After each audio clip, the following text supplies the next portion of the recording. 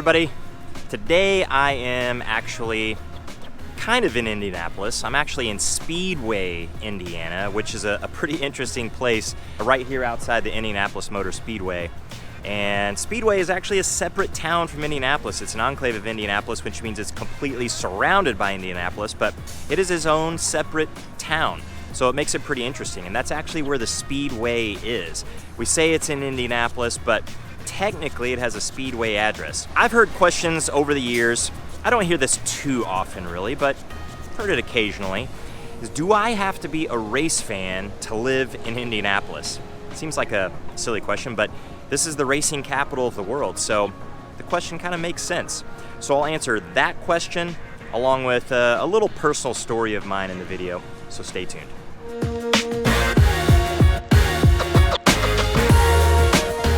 Hey everybody, I'm Jason Compton with the Compton Home Group. Welcome back to the channel. If this is your first time to the channel, then make sure you hit the subscribe button if you want to know everything there is to know about not necessarily racing, because I don't know a lot about racing. I'm not an expert, but if you want to know about Speedway, Indiana, Indianapolis, or any of the surrounding metro, be sure that you hit that subscribe button and tap the little bell so you're notified every time we do a new video each and every week.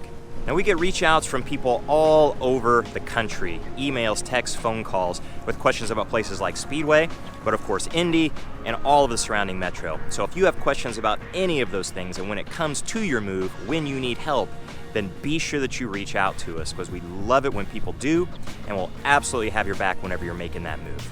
So in this video here, just gonna answer a question that I've heard from time to time. Again, it's not one that you hear quite often, but do I have to be a race fan to live in Indianapolis? And I'm pretty sure that everybody here in Indianapolis knows that this is the racing capital of the world, and people, of course, outside of Indianapolis know about Indy being a big racing town, big racing city. But do you have to be a fan? So, me personally, I am not a big racing fan. I know maybe just a little bit about it, but I've lived in Indianapolis since 1997, and I can say that I've been to the Indy 500 many times, maybe 7, 8 times, something like that. It was enjoyable, I did like it, but I'm not a huge fan of it. However, if you are a big racing fan, then I'm sure there are some great places in the world that you can live, and of course there are some big racing cities in the country that you could live in as well, but Indianapolis is pretty special when it comes to racing. There are a lot of races throughout the entire year. It's not just the Indy 500. You've got the MotoGP, which doesn't always run, but it's the motorcycle race. There have been air races here. You've got NASCAR here. You've got all kinds of other races that actually happen as well. And this isn't the only racetrack. There's also Lucas Oil Raceway, which is in Brownsburg, and that for drag racing fans is a pretty big deal. It's kind of nationally known and internationally known as kind of the drag racing capital of the world. So pretty cool place for sure. But you don't have to be a race fan to live in Indy, although you can really enjoy a lot of the secondary things that happen because of the racing. The Indy 500 in Indianapolis, even if you're not a race fan, you can't avoid it. The entire month of May is essentially not dedicated to the race, but everything is kind of race themed the entire month of May. So the Indy 500 usually runs on Memorial Day weekend every single year. To kick off the 500 festival, which is that entire month of May, you've got the mini marathon, which is a half marathon. It's 13.1 miles. There's also a 5K involved with it as well, but the mini marathon has 35,000 runners in it, and it is sold out for years and years and years. And it is a really cool event. I've run it many, many times.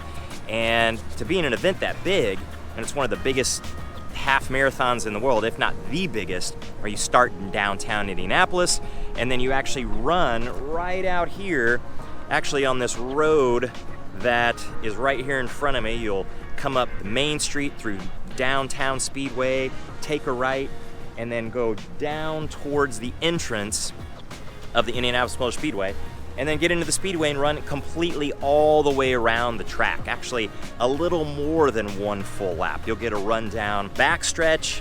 You don't get a run on the turns because they're actually really banked. So you'd be just running like this, and it'd probably hurt your knees and your hips and your ankles. It'd be pretty rough. But you run down the bottom of those, but then you can run up the front stretch too and across the yard of bricks and just through the grandstands. It's a really neat experience. And truthfully, the mini marathon is so fun throughout the rest of it. You kind of run through some neighborhoods and Speedway, and of course through downtown. There's a band almost every half mile. So as you're starting to get further and further away from the music of one band, the other music from a different band starts to pick up. And when you get out on the Speedway, other than running on the Speedway, it's notorious for being kind of the worst part of the race. It's right in the middle. It's kind of really when you're starting to hurt. And if it's really sunny or warm at the beginning of May, it can be warm. You know, it could be 70s, which is actually very, very hot for a race like that. It can just be brutal out there. And then by the time you get out of it, you've got 4-ish miles left, something like that. The hurt is really, honestly, starting at that point. But what a cool event. I mean, absolutely super fun, enormous energy. That kicks off the whole thing through May. So it's kind of hard to just avoid it completely. And it's really fun just to jump on the coattails of that energy and have fun with it, even if you aren't a big race fan. Now, if you live in Indianapolis, Indianapolis is still a pretty big place, and it's very spread out. Speedway kind of tucked away in Indy on the west side, west of downtown by 4 or 5 miles or so.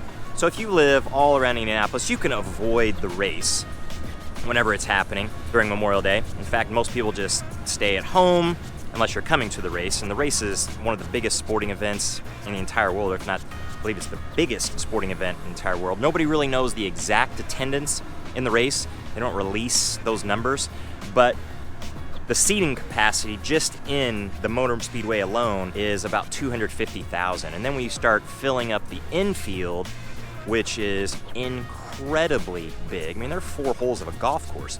The Brickyard Golf Course, which is right next door to the Speedway, which is a great golf course. The Senior PGA Tour there has been there. The LPGA Tour has been there. Great place to play, but 4 of the holes are actually in the infield, and they barely take up any room. So it is huge, and I'm sure everybody's probably seen the pictures overhead of the Speedway and some of the objects, famous things throughout the world that you could fit on the inside, like Yankee Stadium, the Vatican, and very easily fit those on the infield. And if you go to the race, and let's say you're in turn 1 and somebody else is in turn 3, oh yeah, I'll visit you and come see you during the race. That is not happening. You know, if it does, it's gonna take you forever to get there. First of all, it's about a mile walk, and then going through the infield is just kind of a maze. You have places you can't be, there are fences, there are no straight lines for essentially walking just about anywhere in there. So it is a big, big place. So a lot of people do stay home, and very unfortunately in Indianapolis, the race, you can't watch it on TV in Indy. It's blacked out completely. So the traditional thing here is you have cookouts at your house and you listen to it on the radio. And you don't even have to be a race fan to kind of find it interesting to listen to it on the radio and just have fun at your house. But coming to the race is definitely something that a lot of people in Indy do, not just from around the country and around the world. People right here do go to this race. Now, as for me, I said I'm not a big racing fan, and I've lived in Indianapolis a very long time now, but I will say, you know, I've been to this race 7 or 8 times, something like that, and most of those years, in fact, I think all but one, I was in the infield. I mean, it's a different experience in the infield. You can't really see a whole lot unless you're right next to a turn. You can see the cars go by. And by the way, it's really freaking loud. I mean, insanely loud. So if you have cars that are bunched together, you're not talking to anybody. It is just incredibly loud. But one year, sat up in turn 1, kind of high, and we had a view looking down the front stretch. So you could see the cars coming out of turn 4, crossing the start-finish line, getting into turn 1 and going into turn 2. The start of the Indy 500, especially in turn 1, it is one of the coolest things I have ever seen anywhere, not just in sports. I mean, it gave me goosebumps. It was unbelievable. So you could see the guy waving the green flag to start the race. You could see the pace car pulling off, and then all of those cars just lined up in rows of 3, accelerating up to race pace, all bunched together screaming through that turn one. It was so intense, so fast, and so loud. I was completely blown away by it. And of course that lasted a couple of laps or so, and then there was an accident, it slowed up, and eventually things got spread out from there, where cars are just kind of constantly driving by deeper into the race. But the start of that race was incredible. So it made me a little bit more of a race fan in that moment and appreciated it a little bit more. But you don't need to be a race fan to live in Indianapolis.